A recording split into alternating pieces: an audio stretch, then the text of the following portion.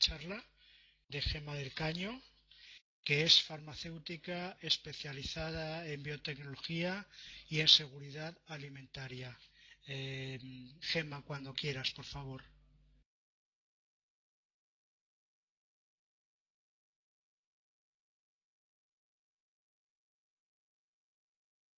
Que poder hablar, vais a poder hablar entre vosotros y demás. Recordar que para poder hablar hay dos opciones. O bien mantenemos el botón de hablar a la derecha pulsado, o bien podemos dejar que no haga falta tenerlo pulsado, sino que nos vamos a configuración en la rueda que tenéis arriba a la derecha, pulsáis y la primera opción tiene un clic que dice pulsar el botón para hablar. Si quitáis ese clic, ya no hace falta mantener el botón pulsado, ¿vale? De manera que podréis hablar de continuo, que creo que ha sido el problema que hemos tenido en esta charla, que pulsaban el botón pensando que estaban hablando y solo se oía mientras el botón está pulsado, ¿vale? Por favor, revisar ese tema porque luego os podrá ser importante para hablar entre nosotros en el networking o para participar. Y disculpar, os dejo todo para vosotros. Bueno, muy buenas tardes a todos. Supongo que me oís. Eh, Tengo el botón pulsado, te lo prometo. Bueno, Gracias. yo quería dar un paso atrás a la comunicación que habéis estado comentando todos y quería bueno, pues hacer una revisión sobre de dónde estamos sacando esa comunicación y esa comunicación la estamos sacando de los datos, porque si no tenemos datos, pues estaremos dando exclusivamente una opinión, que se han escuchado muchas opiniones en todo este tiempo de la pandemia, pero bueno, casi todas las opiniones tienen que estar o deberían estar sustentadas en unos datos, ¿no? Lo que está claro es que no podemos hacer preguntas sin conocimiento, así que no podemos preguntarle a los datos algo que no tenemos claro. Nosotros desde la industria llevamos mucho tiempo siendo conscientes de la importancia que tienen los datos. Ahora os contaré por qué. Y trabajamos muchísimo con ello. Necesitamos muchísimos explotadores de datos, por favor, analistas de datos, intérpretes de datos, porque son fundamentales, ¿no? Tenemos que saber qué queremos preguntar a esos datos para que nos den una respuesta correcta. En realidad yo la información siempre la veo, o la realidad siempre la veo como la alegoría de la caverna, ¿no? Nosotros estamos ahí metidos dentro de la cueva, lo que estamos viendo son un reflejo de lo que es en realidad lo que está ocurriendo fuera. Y bueno, pues aquí en la industria siempre cuento que cuantos más datos tengamos, más nítida va a ser esa sombra que va a reflejar la realidad. Cuantos más datos tengamos, más podemos ver lo que estamos, o mejor nos podemos hacer una idea de lo que está ocurriendo en realidad. Claro, ahora sabemos mucho de cómo recoger los datos, cómo tener esa información, después vamos a comentar cómo vamos a comunicar esa información, pero datos tenemos muchísimos. Y claro, ¿qué hacemos ahora con tantos datos, no? O sea, tenemos una barbaridad de datos ingente, sabemos cómo recoger datos, lo que no sabemos es qué hacer con ellos. ¿Estamos haciendo cosas correctas con estos datos? Bueno, podemos hacer muchas cosas buenas. En ciencia sin datos no eres nada. En una vacuna, en una posible vacuna sin datos no podemos sacarla al mercado, un medicamento sin datos no se puede sacar al mercado o no se debería sacar al mercado, eso es lo que llamamos la evidencia, ¿no? O sea, esos datos que van a demostrar una evidencia son los que te van a dar solidez a la hora de poner un producto seguro en el mercado, ¿no? Pero para mí esta es para la parte más importante para lo que sirven los datos y es para tomar decisiones. Tenemos que definir un problema y esto podemos adaptarlo a casi todas las circunstancias que estamos viviendo ahora y a las que viviremos después y a las que vivo yo día a día dentro de la industria, ¿no? Tenemos que definir un problema, tenemos que analizar un problema, pero no somos capaces de analizar un problema si no tenemos datos de cuál es realmente ese problema. Y no podemos evaluar las opciones que tendríamos si no tenemos datos. Determinamos una opción, elegimos una, aplicamos esa decisión, pero para hacer ese seguimiento de los datos necesitamos todavía, para hacer ese seguimiento de la decisión que hemos tomado, si era la opción correcta, necesitamos datos para poder comprobarlo, ¿no? Luego, efectivamente, tendremos que tener un plan B, por supuesto, pero para el que también tendremos que tener datos. Entonces, como veis, es una parte fundamental y la toma de decisiones está basada en que tengamos hayamos hecho un buen acopio de datos y los hayamos sabido interpretar.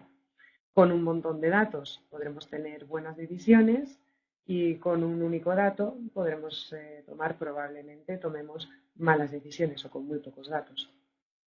Pero claro, no podemos fiarnos solo de eso, porque algo que sí que ocurre, que comenta Tristán y además con muchísimo criterio, es que los datos no nos sirven para tomar últimamente buenas decisiones. Primero porque el ruido es mucho mayor a la señal que tienen los datos, ¿no?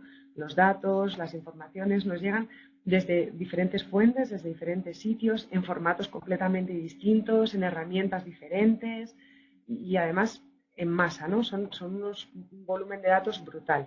Es imposible no saturarse. La segunda causa por la que no podemos tomar correctas decisiones con estos datos es la falta de contexto. Son datos que tenemos que no sabemos colocar en un entorno correcto, no son relevantes para la toma de decisión que estamos decidiendo en ese momento, ¿no? Y la tercera causa sería la visualización limitada. Nosotros no podemos descifrar grandes cantidades de datos porque, como dice Tristán, nuestra mente no está preparada para eso. O sea, para comprenderlos necesitamos que estén representados de una manera sencilla, ese conjunto de datos que nos pueda indicar tener unas relaciones visuales con las que sí que podamos tomar ese tipo de decisiones. Por eso mi demanda siempre, ¿no?, de esos explotadores de datos, esos analistas de datos, esos intérpretes. Y claro, ¿qué pasa? Que cuando metemos a la inteligencia artificial datos basuras, pues en vez de ser inteligencia artificial, se convierte en estupidez artificial.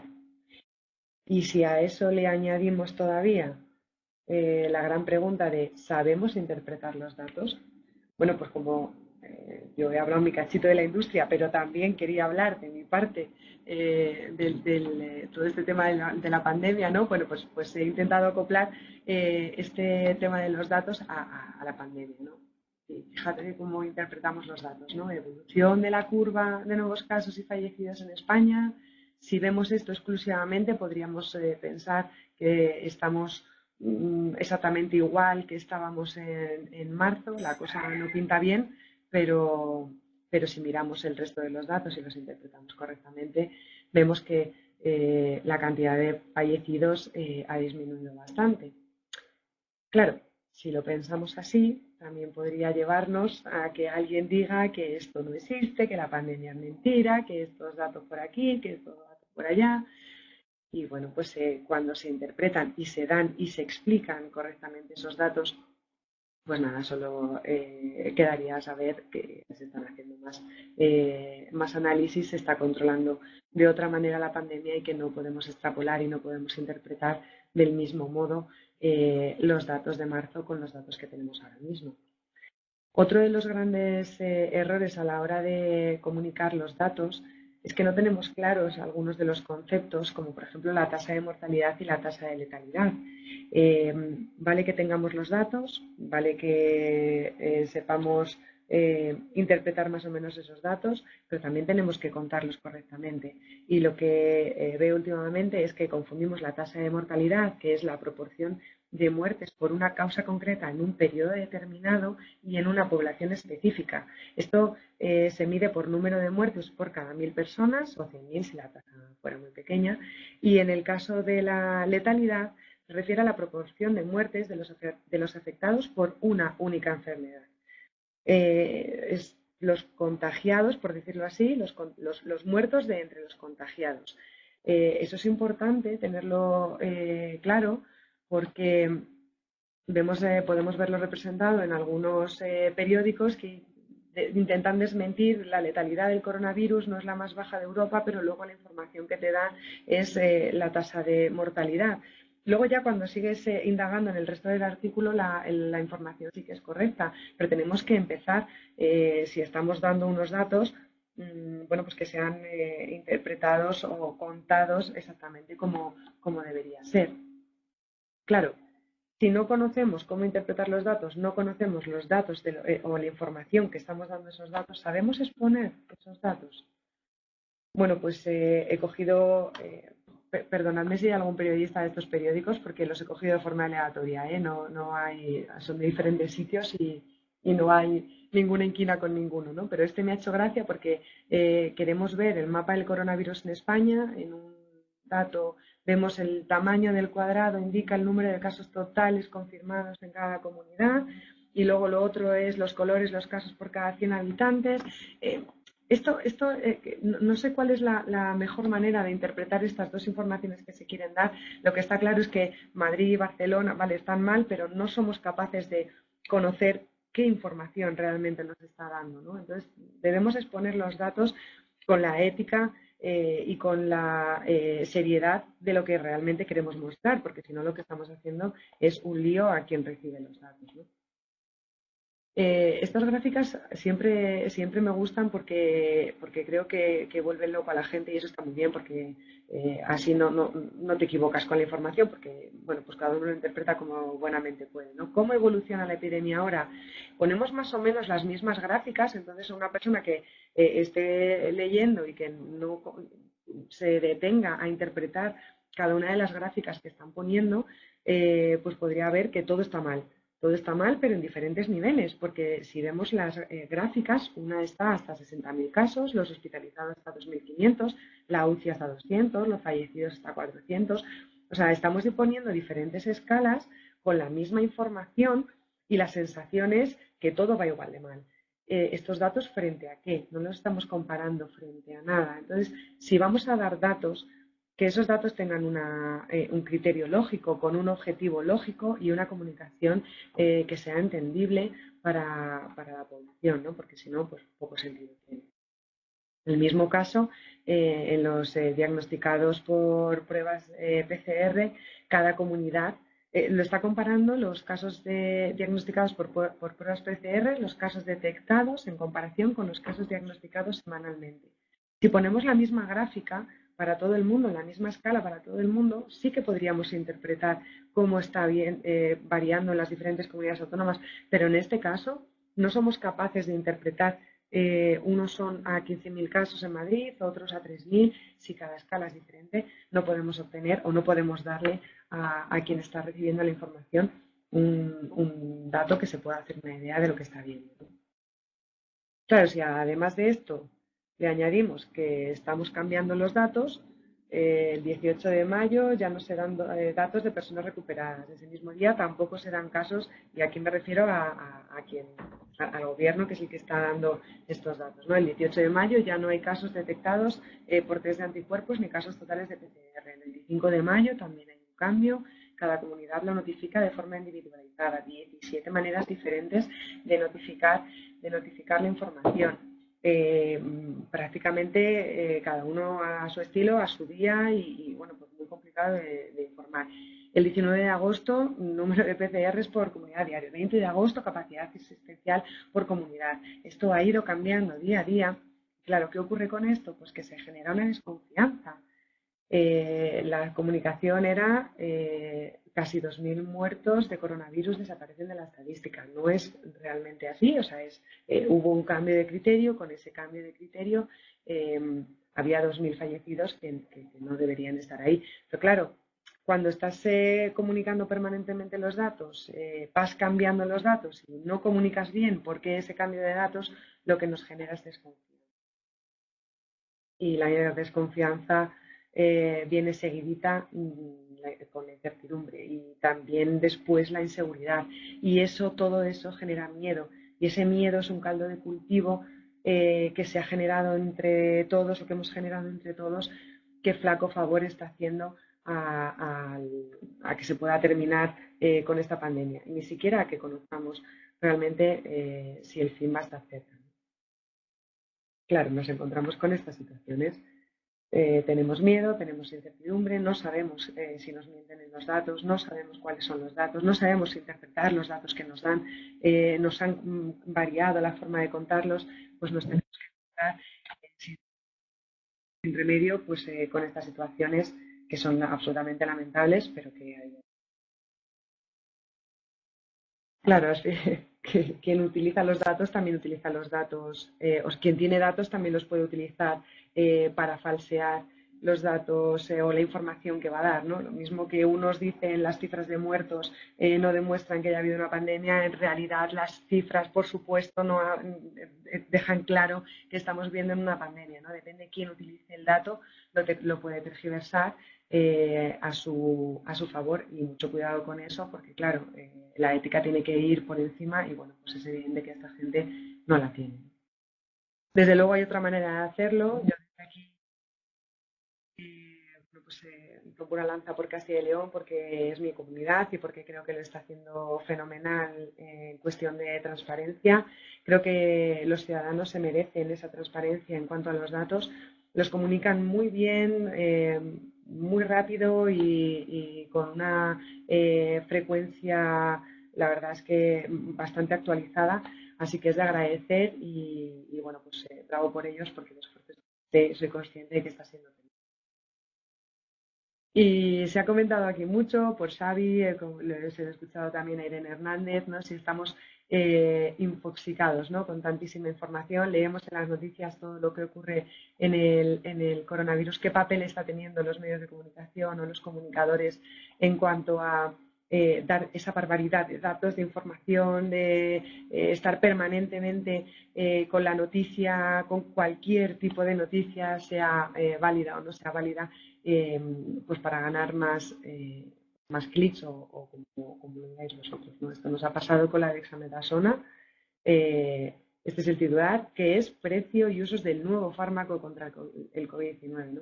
La dexametasona bueno, pues tiene sus más y sus menos. Se está intentando, o por lo menos se ha visto que sí que funciona para casos muy concretos, pero la información que se dio en un primer momento es eso, ¿no? Que es precio y usos del nuevo fármaco contra COVID-19. Otro de los grupos que más ha sufrido la pandemia en el día a día a pie de calle son los farmacéuticos y sé de buena tinta que han tenido que dar muchas explicaciones a toda la gente que iba corriendo a la farmacia a por la dexametasona porque era un fármaco muy barato, muy accesible y habían dicho en los medios de comunicación que esto eh, iba fenomenal contra la COVID-19. Es verdad que la Agencia Europea del Medicamento ha concluido que es una alternativa eficaz para tratar la COVID-19, correcto, es una alternativa eficaz. Lo que pasa es que luego cuando entras en el estudio, cuando miras un poco más abajo, pues te das cuenta de que solo sirve para un porcentaje de pacientes y se reduce la mortalidad del porcentaje de pacientes muy concreto, ¿no? Algunos medios de comunicación sí que lo dijeron, ¿no? Solo funciona para pacientes concretos, así que sí se puede hacer, por favor, responsables de poner los titulares, hagan caso a los periodistas científicos, que también nos hacen falta mucho a los comunicadores científicos, hagan caso de los titulares porque los que lo leemos desde fuera tenemos una cosa muy importante que se llama confianza y lo tenemos mucho más en quien da un titular correcto que en quien nos intenta vender. Y bueno, Perdona, Gemma, dime. tendrías que ir acabando Sí, para sí, no, poder hacer termino, no alguna te preocupes. pregunta. Sí, ya no me queda nada. Dale. Bueno, pues igual que ocurrió con la dexametasona, pues ha ocurrido con la hidroxicloroquina, no funcionan los pulmones, pobre Trump, porque por más que lo ha dicho y lo ha querido decir, pues lo siento, lamentablemente los datos son los que son, ¿no? Los datos sin ética son mentir y así de rotunda soy. Y vamos a empezar a llamar las cosas por su nombre. Yo hago una... ¿Por qué no creo en la COVID? ¿No? Un incrédulo da sus razones, todo el mundo puede tener sus razones, puedes creer o no creer, pero los datos son los que son. Yo quiero probar o dar aquí una propuesta de cómo dar los datos y es cómo proponemos aquí los objetivos. Cuando nos proponemos unos objetivos, siempre decimos que tienen que ser específicos. Los datos deberían ser específicos de un tema concreto, deberían ser medibles. No vale decir los pediatras dicen, no, los pediatras no, qué porcentaje, quién los dice, de qué manera lo dice, que sea alcanzable, que si no va a pasar, pues mejor que no se dé, o si no tienes un enlace concreto, pues no des la información. Tendrían que ser realistas, no vale dar una información que no va a ocurrir en ningún momento y tendrían que estar acotados en el tiempo, porque ahora mismo la ciencia está cambiando muy rápido y debemos saber cuándo empieza y cuándo termina cada una de las informaciones que estamos dando actualmente, ¿no? Los datos que estamos dando actualmente. Y si no, pues decimos que solo sé que no sé nada, y no pasa nada, porque hay que decirlo más, no sabemos nada y a día de hoy en esta pandemia lo que más claro tenemos es que sabemos muy poquito de casi todo. Y lo mismo nos pasa con, bueno, pues con el resto de información que no tengamos clara, ¿no? No pasa nada por decir no lo sé. Porque la gente quiere saber, sí, pero quiere saber qué quiere hacer. Así que no tengo claro que necesitemos estar absolutamente inundados de datos que no sabemos interpretar en vez de dar una información concreta de lo que sí queremos y queremos saber hacer. Y con todo esto, muchísimas gracias. 18, he corrido.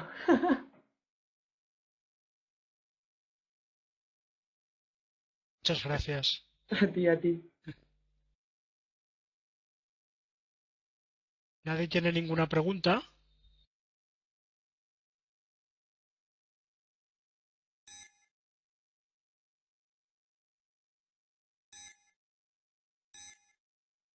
Carlos, creo que por el chat ha llegado alguna. No sé si yo tengo alguna, pero casi prefiero que...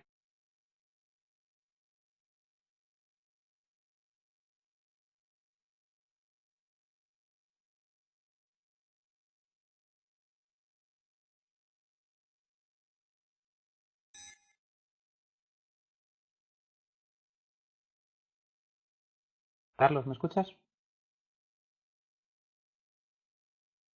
José, si tú tienes alguna, ve haciéndola, que yo voy a ir mirando el chat. Vale, perfecto. Gracias por tu charla. A vosotros. Sabe mal que sea el Presi quien pregunte el primero, pero bueno, Bueno, voy a no pasa intentar ser un nada. poco breve. Comentabas ahora que no es bueno tener una avalancha de datos si no sabemos interpretarlos. ¿Alguna fórmula para saber quién y cómo debe interpretarlos a tu juicio? ¿Entender que debe interpretarlos quien pueda hacerlo? Los expertos lo son, además. Bueno, yo creo que por un lado esto es un tema, por lo menos dentro de la industria lo tratamos de forma multidisciplinar, ¿no? Que además se lleva mucho, pero es que es muy verdad. Tenemos quien recoge los datos y además quien recoge los datos tiene que saber específicamente qué datos recoge. Por otro lado estaría quien explota esos datos y por otro lado estaría quien interpreta esos datos. Y por supuesto, bueno, para mí está debe ser gente muy especializada una vez esos datos están filtrados o están correctamente, se pueden valorar correctamente, ¿no? Para mí es gente muy concreta quien tiene que dar la interpretación una vez se han explotado correctamente los datos. Nosotros lo hacemos aquí así, pero bueno, que seguro que hay formas mejores de hacerlo. Si no tienes un conocimiento, una experiencia previa en cuanto a que es que no sé cómo decirlo en otra cosa, que es que queda fatal, porque iba a decir el know-how, pero no sé cómo encima no sé decirlo de otra manera que no sea know-how. Es como todo ese conocimiento previo, ¿no? Toda esa experiencia previa en la que en tu cabeza puedes manejar las interpretaciones que te han dado el otro, ¿no? Desde luego, también te digo que si no está bien formulada la pregunta desde el principio, si no indicas qué datos quieres recoger, luego el resto de la cadena no funciona. Por eso creo que es muy importante que sea multidisciplinar y que cada uno sea muy experto en la parcelita en la que le toca.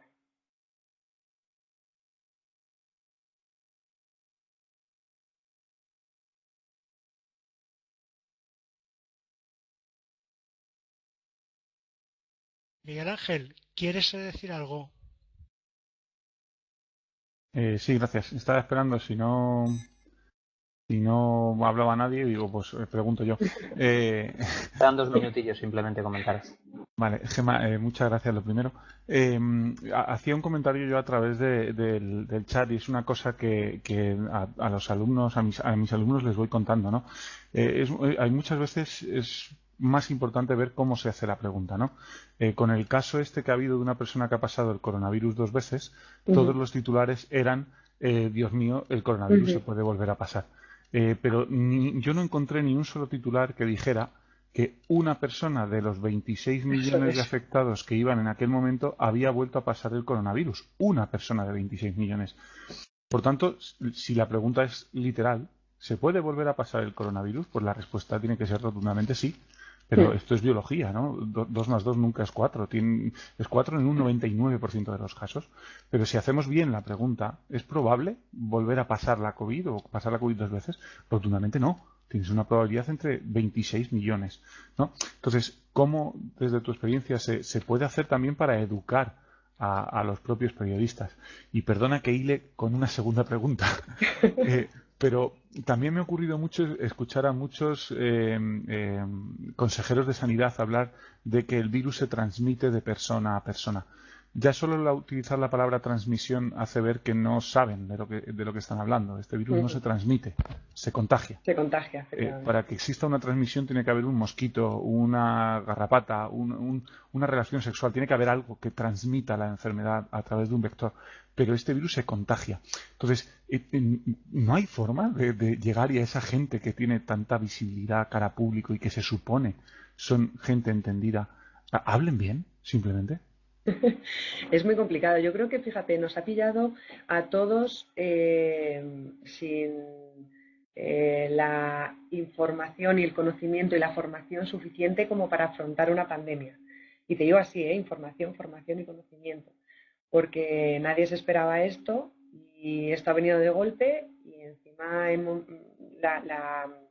como que la población ha requerido una información permanentemente, ¿no? Estar completamente actualizado en el último segundo. Y eso ha hecho pues que quede en evidencia la poca,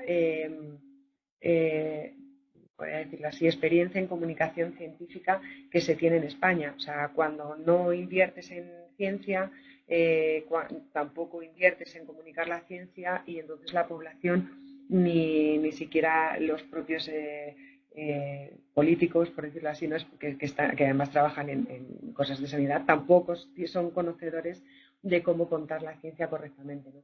Y aquí además lo he dicho en muchas ocasiones, aquí estamos viendo la ciencia en directo y la ciencia en directo no mola, o sea, no es graciosa, no es divertida, no es rápida. O sea, creemos que la ciencia es cuando vemos el titular de es que hemos África libre de polio y ya está, y pensamos que no hay nada detrás porque solo vemos ese titular. Y aquí con este coronavirus lo que estamos viendo es cuál es la evolución correcta y además rapidísima de todo lo que está pasando, de qué es lo que ocurre en la ciencia. Entonces, yo creo que nos ha pillado con una deficiencia de conocer y transmitir la científica y eso unido a que la población pues necesitaba esa actualización permanente. Yo creo que ha quedado en evidencia que hace falta mucho de comunicación, mucha más comunicación en la ciencia y bueno, pues mucha más responsabilidad por parte de algunos titulares de periodistas. Muchas gracias, Gemma. A vosotros. Si os parece, la verdad es que vamos bastante a mal de tiempo. La siguiente mesa va sobre educación y formación y está moderada por Martín Hernández Palacios, que es de Comunica Biotech.